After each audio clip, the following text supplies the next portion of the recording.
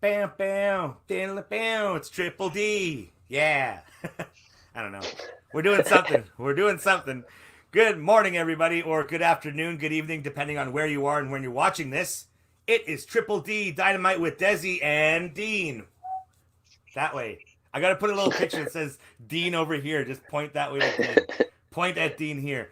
Awesome, brother. How are you doing this week, brother? Oh, good man! I really enjoyed this show. Really enjoyed Yeah, this show. I tell you, there was There's some some ups and great downs for wrestling. me. There was some ups and downs for me. Definitely great wrestling. Yeah, of That was course. definitely, you know, I hey, think the some majority of weeks, the show were good. some weeks Dynamite is just like, woo, it's over. What? No, right? But not this week. This week was like, oh God, what's going on? It felt like a roller coaster to me, like with all the ups and the downs here and all the puking and stuff here. Oh, look at this, vroom vroom. John Howell is here on the program today. John is Yes, John. watching, and Lise is here as well, starting it off here Nice. with some classics on the program. Let's get right into it, man. Let's get right into it here, Dean. The first match of the night, we started off hot here, man. My boy Ricky Starks. I love Ricky Starks, man. Love Ricky Starks here, taking on Darby Allin in what was a very, very hot opening, definitely. Uh, okay, so help me out with this part though. Okay, so after the apron suplex, Taz says, "Wow, man, that's almost the hardest part of the ring." Okay, so what's harder than the fucking apron then? The posts? Like, help me out here. Is this an inside joke to? Maybe the post. I don't know. Like, yeah, it must have just been a Okay, slip. I thought it was like an FTW thing here. I don't know. So then we get Cage is out. Cage to the ring, and Hobbs follows him right away, man. Hobbs is such a beast, dude. Like, I was just like, I wish my shirt was ripped a little bit right here so I could just totally tear it off. Because let me tell you, man, there was some, the machismo was a flowing. That's the least I could say right there. Man, they fought right to the back. I love that. So, like, again, just this multi-level storytelling. You know there's going to be something coming up there. Darby, man, taking crazy spots like that wrist dive off the apron. Like, bro, like, how do you train yourself to just be It's a like, bump machine, isn't it? yeah, Yeah. right? That bump machine. Thank you so much, man. That's exactly what it is, man. Exactly what it is. I thought it was two very complementing styles, though.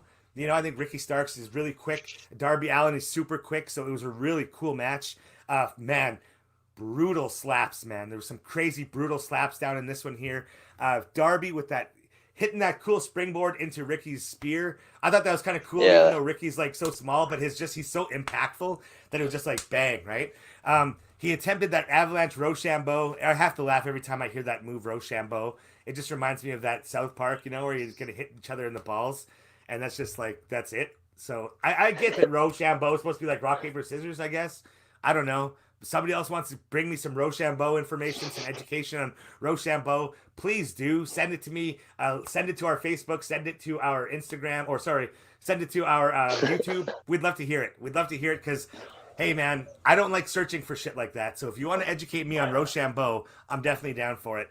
Okay, we saw Darby getting that kick in the face and hitting that coffin drop for the win. I thought, again, you know what I mean? Come on.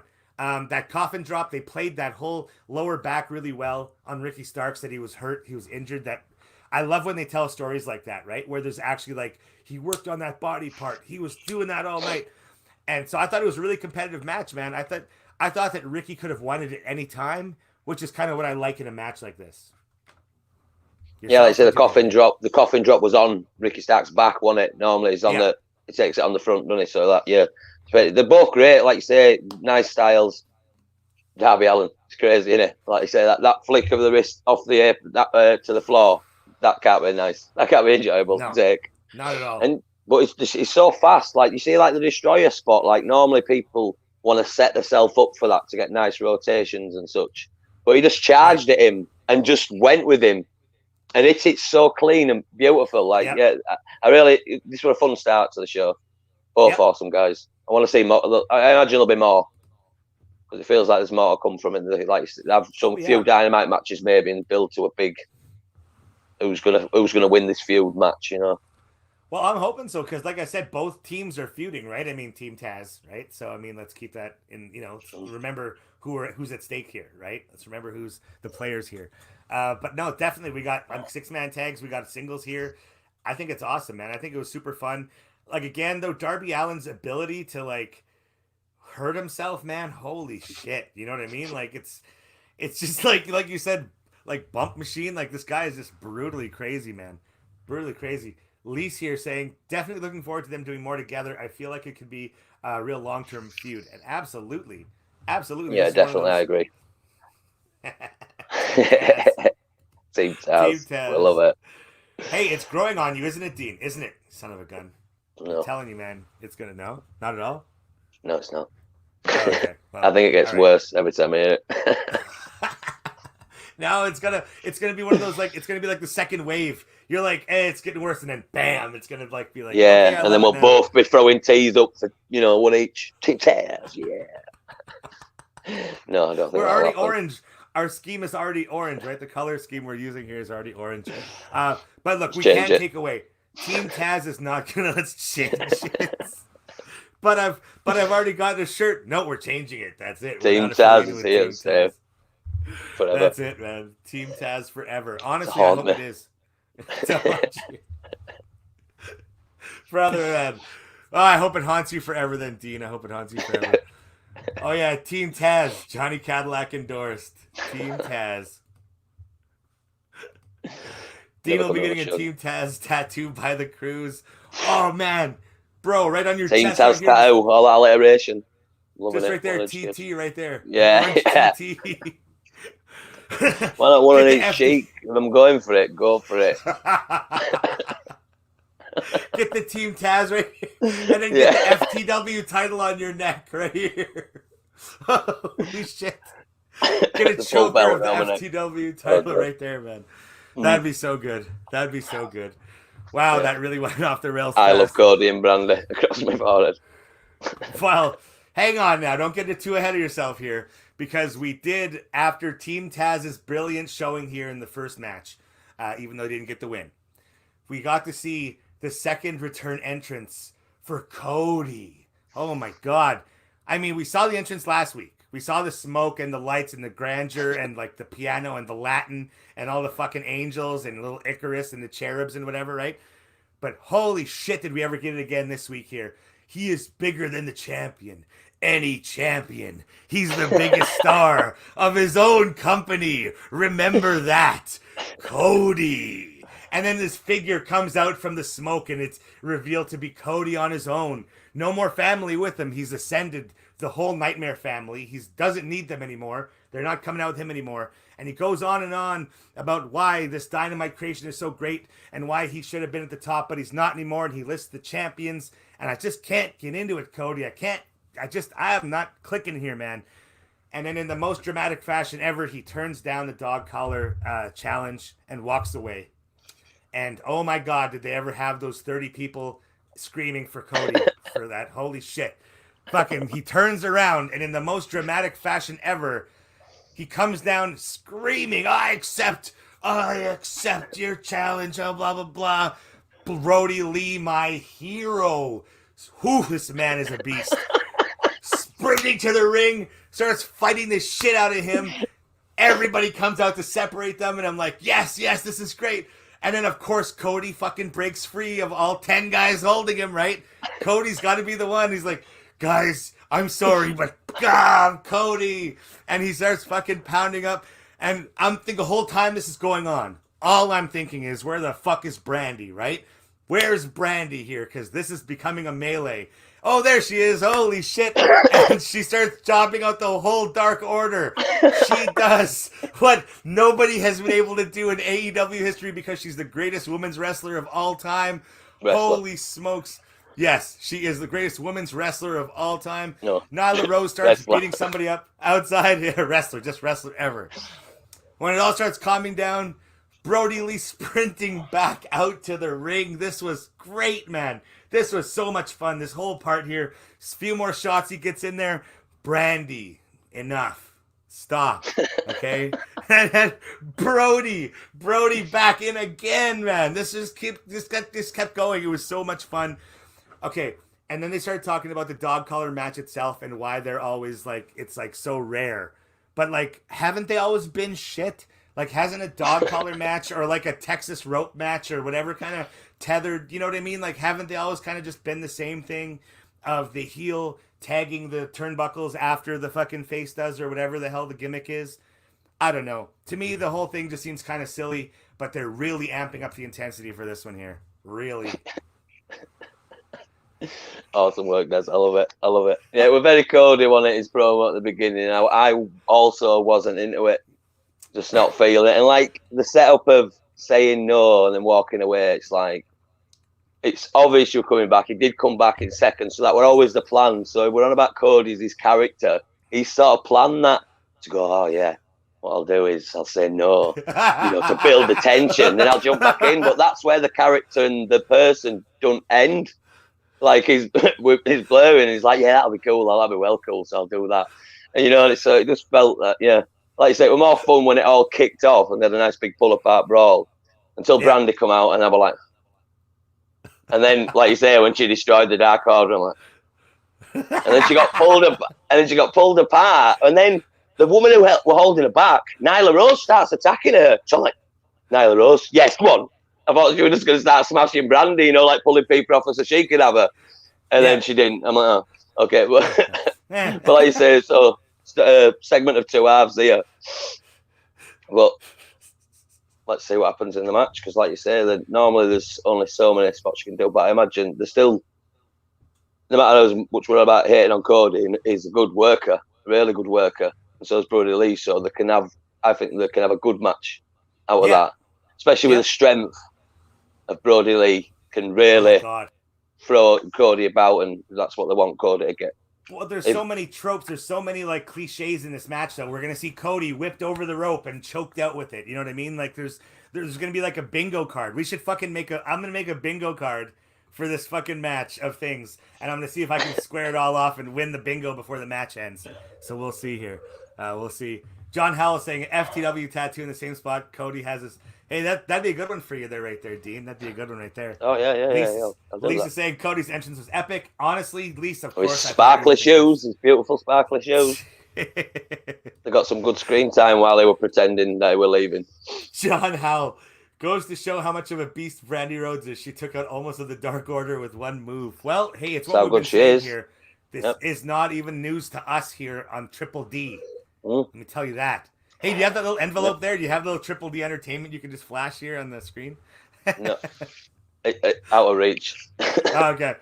I did pop for that, though. Yeah. Mox had a great dog collar match back in the day. I'm not going to say why other than balls.gif. All right, cool. We'll check that out. Just fall into the trap hard there. That's awesome. But no, honestly, though, what I can come away from this segment is all hail Brandy. Yep.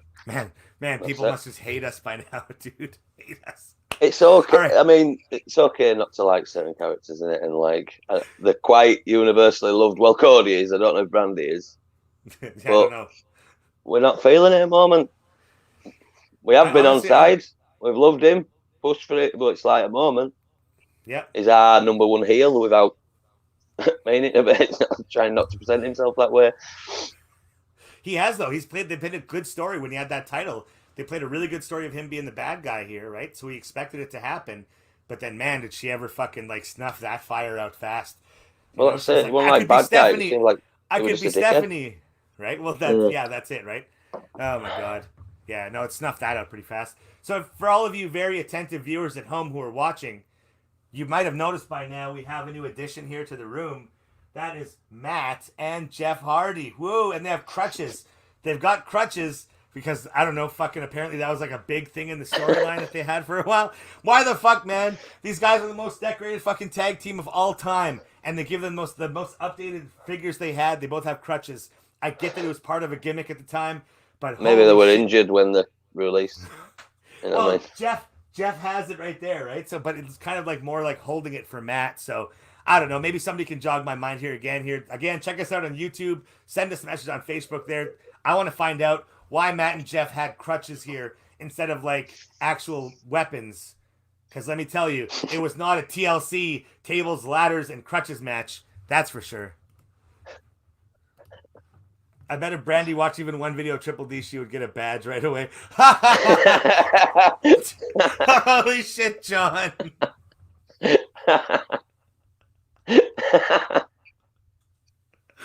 Oh no. Oh no.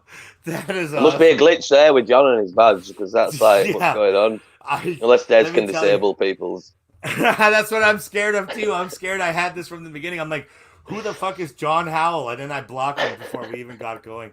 But no, that did not happen, John. Of course, that did not happen. We got FTR was backstage with Schiavone, and they were talking about their challengers. And all of a sudden, pow! Matt just kicks the shit out of Tony. FTR just right straight up. I love that. They're like, why not kick us, man? We're right here. We're right here. Guys, don't play these games. You know, what are you doing? So I love that they were right up in their face about it. They're not trying to pussyfoot around and saying like, oh, let the Young Bucks have their little tantrum moments and we're just going to ignore it. No, man. Like, hey, we're right here. Take us on. Well, I said before that as well. They said like they don't deserve it when they said, "Oh, what about the Young Bucks?" As like challengers, Yeah. he's like, "Well, why?" Listed off like the failures and stuff. So he's like, they don't deserve it, and that was before like saying then again because they were right when they said that, and then right when they said, "Well, why are you hitting him? Hit us." Yep. Well, Yep. And it's like, yeah, and you're right. Why aren't they? Then we had Dasha with SCU backstage talking SCU. SCU versus FTR with their 20 minutes brush with greatness here. This was FTR's chance, and this is I do not like how they're treating FTR here. I don't like the whole cowardly heel thing. I get that it's like, a thing, but holy shit, are they ever fucking laying it on thick, toasting that bread, and then putting on another layer of that shit on afterwards. It's crazy. We got Hangman Page in the commentary booth. I thought this was hilarious. The story of this match for me was this fucking Page talking about they talked about the humidity, right? About how hot it was there. And there's Page drinking this fucking glass of just whiskey. And every time they showed him, it was like, oh man, this is a good gimmick I have here. Like drinking a cup of whiskey a match is great for me. Oh my god.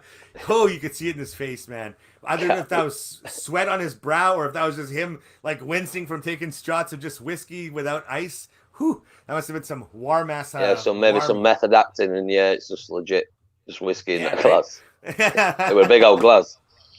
It definitely was. Man, I swear to God, if he's just drinking iced tea, I'm gonna be so shattered here. Like let the man have whiskey.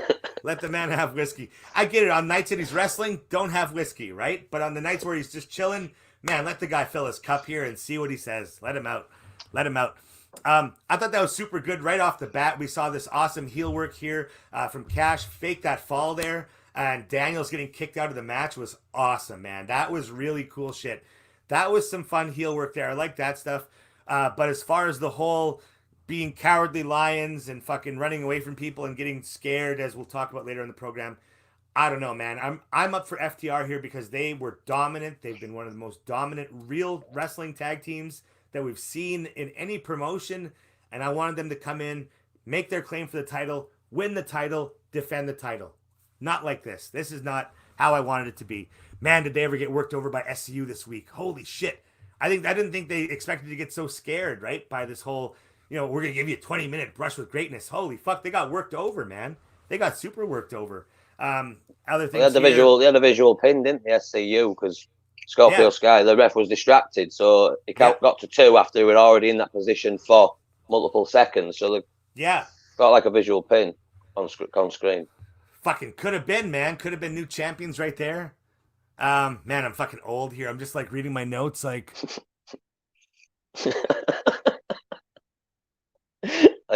Using this time to actually read your notes. Oh, you froze on the screen then. I thought you were just holding that.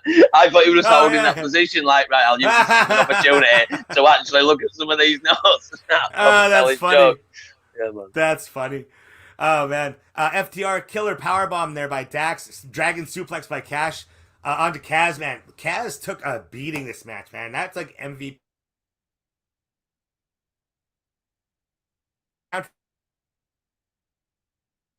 You froze again on my screen. I don't know about everyone else's. I can hear you a little bit.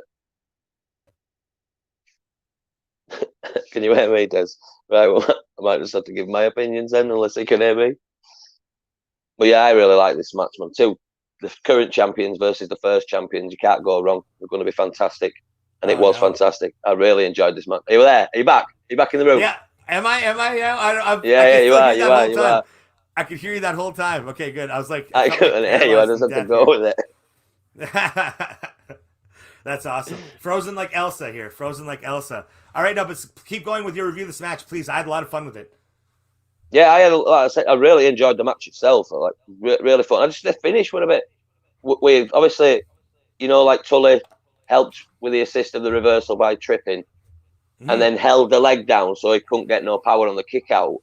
But Dax were there as well. Couldn't he not have held the other foot? Because in him flicking his foot around, wouldn't it have been a rope break at 2 seconds? Right. Okay, I see what you're saying. Like, because he hit the rope, didn't he, on the second? Wouldn't that be a rope break? I didn't even notice count? That. That would have been totally. But the commentary didn't mention it, like that one part of the plan, so they didn't mention it at all, just so you didn't pay attention. Just paying like Tully, well done for holding the arm. But Dax could have been there, or just hold them both to really so he definitely can't kick out. But like I say, in him kicking his other leg, he touched the rope, which should have broke with count at 2, effectively. Right. So unless if it wasn't on purpose or what, but even if it wasn't, they can maybe use it storyline wise, because then SCU can say, "Oh well." Well, they've been good at that, yeah. They've been like that. Just roll with it if it wasn't the case. Just the fact that the commentary didn't mention it made me think like it wasn't supposed to be there. So let's just ignore it. You know what I mean? Okay. Man, did FTR ever look like they were a bit off? So did they ever look like they bit off more than they could chew with SCU this week here, man? Honestly, I think they underestimated SCU a lot here. And man, did Kaz ever really just like, I think Lee said it best where she said something about being trash for half the roster.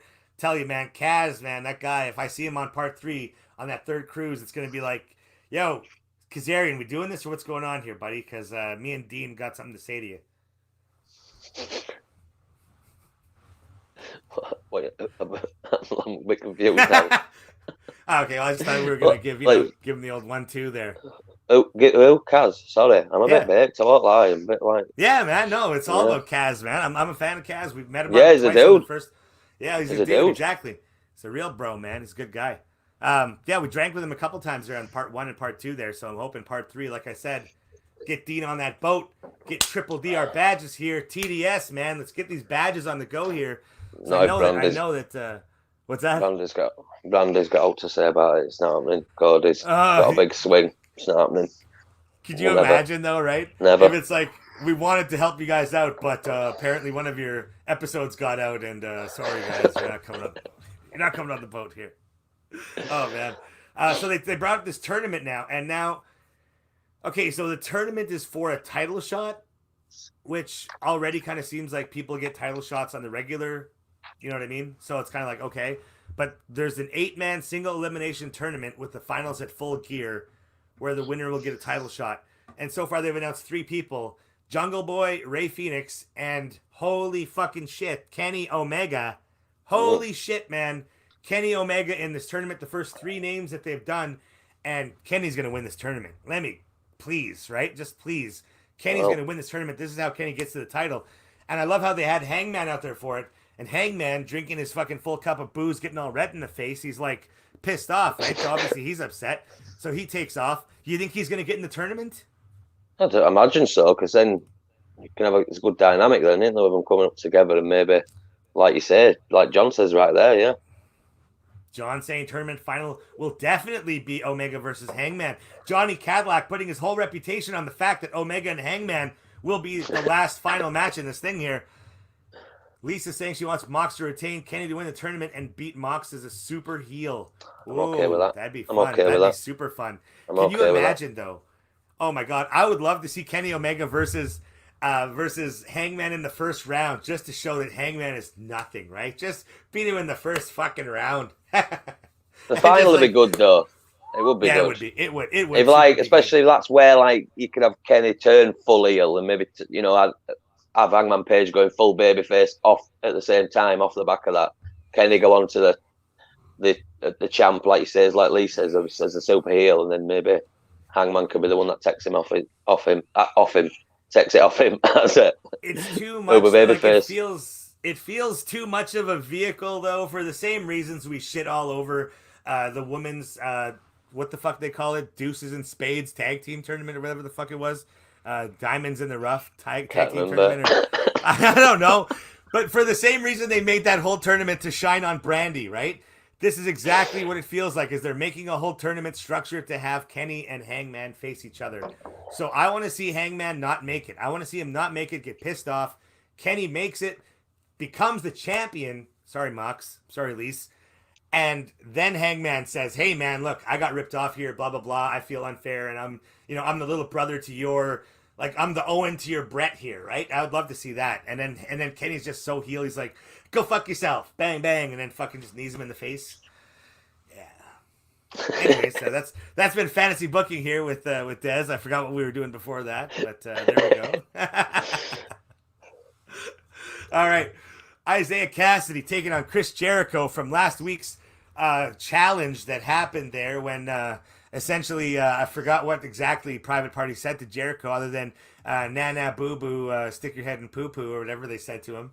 But this is what the match came from: is Isaiah Cassidy taking on Jericho and Chris Jericho's latest let's put over some young guys' feet.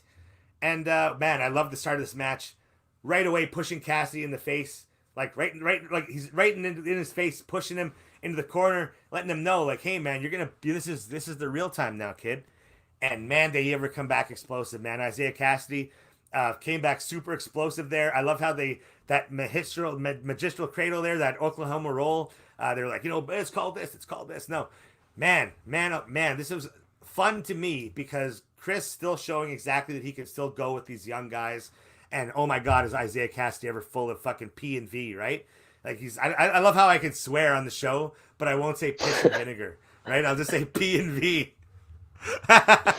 Okay, but this to me, honestly, and this is what was big to me, was this match, Isaiah Cassidy and Jericho. I'm like, take it or leave it, really. But the story to me was definitely when Jericho fell to the outside. He bumps into Luther, and man, Luther starts feeding him some shots outside instead of just like, "Hey, what's up?" Starts feeding him shots, throws him back over the barricade.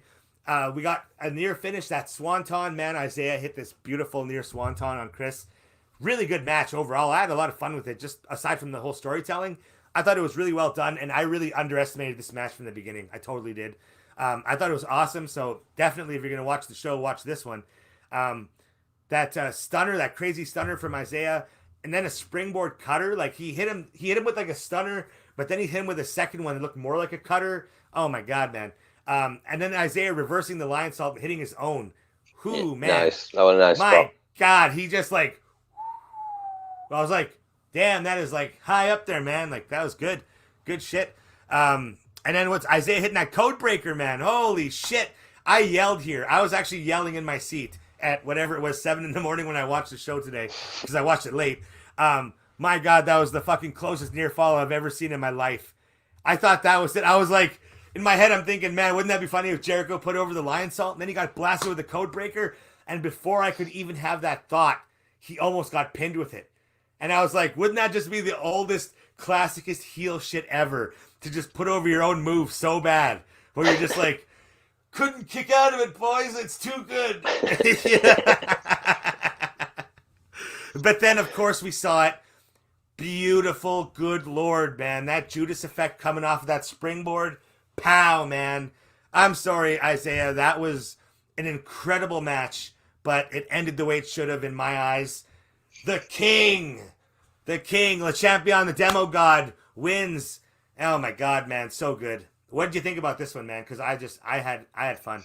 Like you said, we weren't really that hyped or excited for it, but I thought it was fantastic. This is the best we've seen Isaiah Cassidy. Like, we're on about like Private Party being a bit green, and sometimes it was on form here. He played his role perfectly, really well. Like you say, I think Jericho should get the win. It's not, you can't put every young person over with a win because then it devalues Jericho. But you can put him over in defeat, and that's what this did. This is the best we've seen from him. Normally, Mark Quenn's the one who shines more in Private Party. Right, exactly.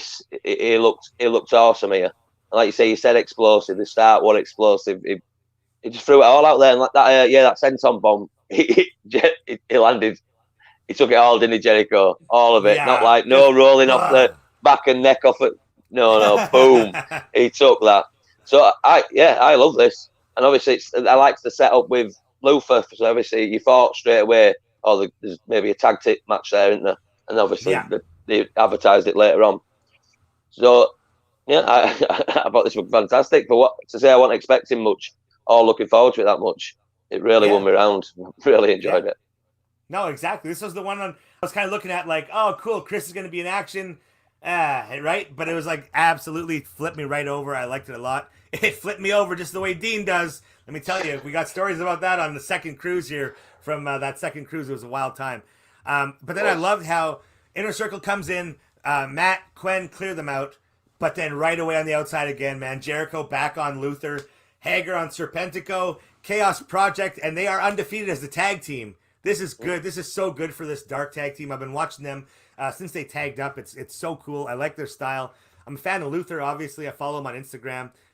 It's going to be super cool, man. Chris Jericho's 30th anniversary, to be wrestling somebody he's known pretty much his whole life, is going to be super rad. So there's going to be just fun nice times, touch, man. Nice touch. Yeah, it is super nice. So that's going to be an awesome tag match next week for sure. Yeah, looking forward to that. All right, so we got Kip and Miro backstage here. Oh man, I feel so bad for Miro. So like I'm watching Botchamania, or I think it was Botchamania, or one of those other, like, I forgot what I was watching. Must have been Botchamania. And they were talking about how, like, was it Botchamania? It was something. And they're talking about how bad it was that, like, you know, fucking Kip almost died, Joey almost died, like all these fucking Miro hurt his ankle. Like it just was not a good, like, debut. So No. I'm really hoping that Miro gets back up here, because he is such a good. I loved what he could have been. You know what I mean? What he was and what he could have gone in WWE. Yeah. And so I'm just hoping that they let him be himself here. And maybe if it's not being himself, maybe they give him coaching. Maybe they pair him up with somebody more established, more experienced to help him out with it. But really let him grow here. You know what I mean? Really let him grow. So we see that him and Kip and Miro are back in the arcade. Miro's struggling to get a proper bachelor party together. He really does not know what he's doing. He's trying to get it all in there. And then we get this guy. Please, somebody help me out. I am so uncultured. Who the hell is Billy Mitchell? What the hell is going on here? He was the first person to get a perfect score on Pac-Man, and he's the first person to reach 1 million points on Donkey Kong. Apparently, you know, like, so he's recently got his Guinness World Records. People said he was cheating, so he got his records taken back off him. But he's recently been recognised again by Guinness World Records. So that's who he is. I had to Google it myself. You know what I mean? You could have started that off by saying I Googled him, you fucking asshole. Dean. You said Billy Win. Yeah, but like, tell me I found out on Google. Don't be like, come on, you idiot. He's the fucking Pac-Man. You're the video game guy, Des. Look at all your video game shit. Who is it? So I said this guy. Dean, you son of a gun. Put Billy Mitchell in first. It brings off some bloke off his senders. Well, I was like, Billy Mitchell, I was like, is he a wrestling guy? Is he a fucking indies guy? Is he is he a UK guy? And here, at least I Googled him too. Okay, arcade games or something. Perfect. That's so funny. Oh, man. At least here. Don't you know who Billy Mitchell is? Come on, Des. I don't know who Billy Mitchell is. I'm sorry. I don't. Technically, Mox didn't beat Kenny, so there's already a story there. That's true, though. That is true. They have that feud. They could keep going, and I would love to see it. Like I said, Kenny with the title, man. Oh my God, just please. Whew. Getting a little bit hot and bothered here again, and we haven't even talked about fucking Will Hobbs that much here yet this week. Jesus. All right. Okay. So all this Billy Mitchell stuff is past us now. We got the best friends backstage. FTR comes in making fun of them. Okay. This is what starts to get me here. How weak are they booking FTR now? Really? The best fucking friends are going to fucking, like, shove off, and the FTR is going to flinch? And then Orange Cassidy calls them weenies, and they actually said weenies on cable television? Come on. You're not going to tell me that wouldn't get fucking... But for real, though, FTR being booked like this, okay, come on. They should have... I don't know. Like, I'm up for best friends and shit, but, man, don't make the tag team champions look so weak here. Come on, you guys. Come on. Yeah, I know what you mean. But I did enjoy the Miro and Sabian segment. I feel like the match was a bit... Yeah, it wasn't the best, was it? But this was a fun segment, and it could lead to more fun little segments like this, little vignette. Yeah. So I'm up for that, where they could go. Because like you say, he's naturally charismatic, is Miro. Yeah. And like at the end, when he looked at the camera and stuff, and he's a funny guy. So I think we could have some good... This would be good for Kip as well, to be around someone that charismatic that can, get the rub off him. Yeah. Like I say, keep him away from, you don't want to turn it into a full tag, but we can have some fun segments here because I did enjoy this. Yep, absolutely, man. With my man Billy Mitchell, popped hard when Billy popped up. Fucking arcade machine right behind me here, and I didn't even know who the fuck Billy Mitchell was. I feel fucking bad, man. I feel fucking ashamed here. Okay, okay, now please. Okay, so somebody's got to explain this one to me here. Okay, Orange Cassidy taking on 10. Why wasn't this on Dark? Honestly, like, what's going on here with, I don't know. Am I too old for this? I didn't understand it here. I didn't get it. I'm not, I don't know. Just something on it. Just something. Help me. Something that happened. Help me here. Yeah, something that happened, right? Man, like, Orange, like, why though, man? Like, it just felt to me like this was like, throw this in there for some reason and just getting revenge on Dark Order or what, because that's all. Is he going to fight them all, or I don't know. But yeah, I was shocked at the end when 10 stood up after the orange punch, because that's been super put over, hasn't it, as a probably devastating finisher. But then he hit that beautiful looking beach break or whatever it is. It looked nice and devastating. But yeah, I thought after the orange punch has been really put over, so I was a bit. Yeah. Why is he stood up? Yeah. Yeah. But unless he was so like dazed, yeah. But yeah, so it was just something on it.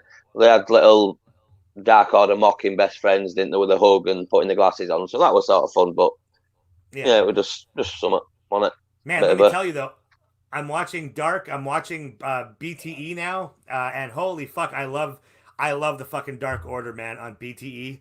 Good God, I didn't realize there was so much swearing. That fucking man alive, that fucking Brody Lee can swear. What the fuck is going on in here?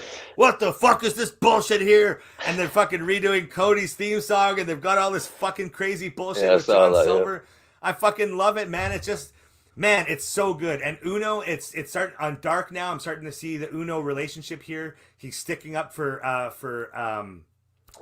come on there, fucking Colt Cabana, right? And he's explaining to Silver, like, hey, look, I know you guys don't like him, but like, it's kind of a project of mine right now. Like, a lot of people didn't like you when you first came in, so I'm trying to fucking make this happen. And I see something in him, right? And it's like, okay, good, man, that's good. But, man, they have to start referencing that stuff on the main program. You know what I mean? Like, they really got to start. Yeah, it would help. Like, was this match initially announced as Orange Cassidy in action? Fucking was it? Because it felt like it. Absolutely, it felt like it. Absolutely. I didn't even know it was happening until it happened, and then it happened. Yeah, exactly. Like, cool. Right, then it happened. Just like your last sexual experience, you're just kind of like there, and it just like, whoa, and then it was like done. Just like that, yeah. Yeah. Pretty relaxed about these things. Shout out to Rawson. He can't afford me. I love how as soon as we start getting on this podcast here, and we have a couple people watching us every week now, Dean just raises his rates here. His Dean's OnlyFans went up 3 times here in the last month. I'm just like, fucking guy, I can't afford this, man. Jeez. All right, well, fucking backstage here, we got MJF in the back, and he's got Wardlow. They've got a present, and they're outside Chris Jericho's locker room, and they open the door, and I love this. I love how this all felt. This whole dynamic that they have going on with this whole, hey, I'm the best, and you're not, but you know what I mean? This whole thing, they're both on these islands. Oh, my God, I love it. Giving out these gifts here to the inner circle, these nice jackets. I fucking want one of those jackets like badly. And fucking there's not enough. There isn't one for Sammy. Sammy gets slighted there. And I love it where he's like, so look, I got a question for you. Like, really, do you want to join the inner circle? And it's fucking great how he flips it on him. And he's like, well, do you want me to join the inner circle? And he's like, well, do you want to join? And he's like, well, no. Do you want me? Like who's gonna fucking who's gonna concede defeat here, right? Well, it's a callback in it because they've done that before, and like you said, you asked me a year ago, they're mirroring that again, which I that was nice to take you back. Yeah, to stuff you've seen before in the past on Dynamite. It's fun, and they're still going, man. And I love it. They've kept this going, and so then I love when they leave. As they're leaving, Chris says, "Hey, don't say so much next time, Wardlow." Oh man, way to kick a guy as he's going and he can't say shit, eh? And then that's cool though. I like how there's like in my notes, I've got, ooh, because Sammy calls him a loser. And Chris says, hey, well, perhaps he's not. Right? Yeah. Hang on now. There's something here. So, ooh. Who knows? Who knows? I love this. I love this. Yeah, it was so good, man. MJF said sort of recently, like, he might need friends and might need a group or whatever. So is this him, like, trying to infiltrate the inner circle? Like, that were a direct play of not having Sammy's jacket on purpose to try get in, oust Sammy and get in, you know, and like to try then, but then try take over the inner circle, you know, because he won't settle as being one of the lackeys. So maybe we've got some great stuff, a long-term story of MJF like in getting into the inner circle and sort of like challenging for thing, and then you can have a big feud at the end of it, like Jericho, MJF. Oh my God! Yeah, you know what I mean, off the back. So, man, that's like it's like putting a roast in the slow cooker and the spices, and you just know you're gonna cook something good. You know it's gonna be done in a long time. Hoo-wee! We've been saying like a babyface for Sammy, babyface turn for Sammy. So what about like feuding it against MJF for like the rights to being in a circle almost? You know, something like it could be. I think there's loads of potential from this, and they're just. Oh my God! Chris and MJF, man, gold on screen. So much, like the whole thing of Sammy now being like he's doing it on purpose. Sammy, come on, don't be so immature. Come on, he's not doing this. Like it's in your head, but he's definitely doing it on purpose, right? It's oh my God. Oh, look at this. The Queen is here. Good morning, you beautiful bastards. Right back at you. If I'd known, I would have had my hair cut. Let me tell you that. Yeah, good evening for you for sure. Least it was great. They did that forever ago, and it was just as good as the first time. Yeah, I must have missed it the first time because that was awesome, man. I love that shit. I love that shit. Nice but speaking of shit that I didn't love, speaking of shit that just happened, as you say, Britt Baker taking on Red Velvet here. My God, man, why? If Britt Baker's good to wrestle a full match, then why is she taking on enhancement talent here and not like a bigger match here to get her really going? Like I want to see her full on. Just come on now. It just wasn't clicking for me. This is the second enhancement talent match of the night here, and back to back for me. It really pulled me out of it. Thank God Chris Jericho, like the demo god and his fucking magnificence, was able to pull me through with MJF. Otherwise, I would have just totally tanked this whole part of the show here. But I like that fisherman suplex into the curb stomp. Like I love the ending there, and I liked how she got Reba there, Rebel with the fucking black glove, so she could put on that glove just to put it in like the mandible claw in there. I thought that was a nice touch, especially now with COVID. But like, why though, man? Somebody, I don't know. Am I too old for this? Am I a dinosaur here? I think it would be good to just have Britt Baker back. I think like now the poor girl she faces now got a 0-8 record, so it won't really like probably just blowing cobwebs off on it, like, you know, just dusting off, getting ring a bit of action. But I know what you mean. I know what you mean about like she's big enough to come in straight where she needs to be. But let's focus on the positives. It's good to have her back. It's really good for the women's division. Yeah. To have her back, you know, and yeah. Very true. Very true. Taryn's got it right though. Britt versus Brandy. Is that what you want? That's exactly what I want. I want Brandy Rhodes just like and then she passes out, but then she makes this heroic rescue, like big return, and she picks up like Britt on her shoulders and gives her the F5 through a table or something. Just going to be something big Brandy wise though, for sure. Or maybe just like, when she's pulling on the jaw, just completely pull it open and separate the skull from it. Well, no, sorry, I'm getting a bit overexcited. Wow.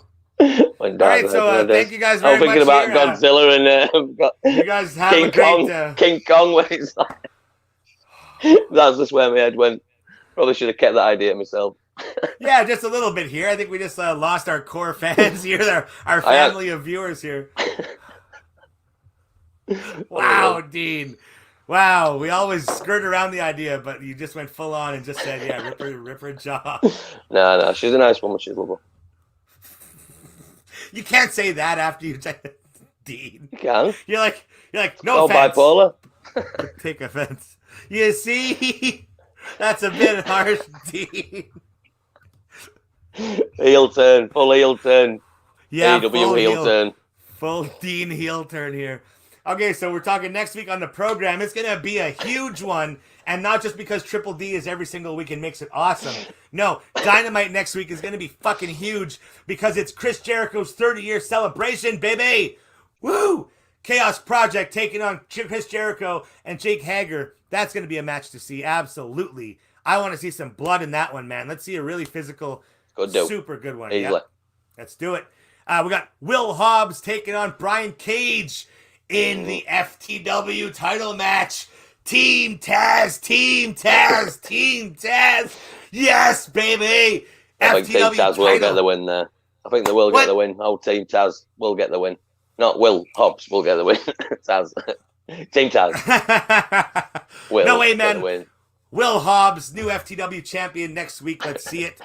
And then, in the biggest, most anticipated match of all time, in a dog collar match, we will see Brody Lee, the Exalted One, taking on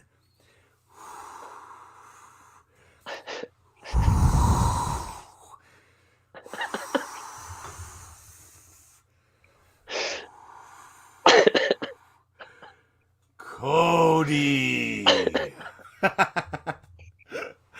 It's going to be a huge week next week, folks. Oh, good, that. I like that. It's going to be a big one. It's going to be a big one. He's going to return again.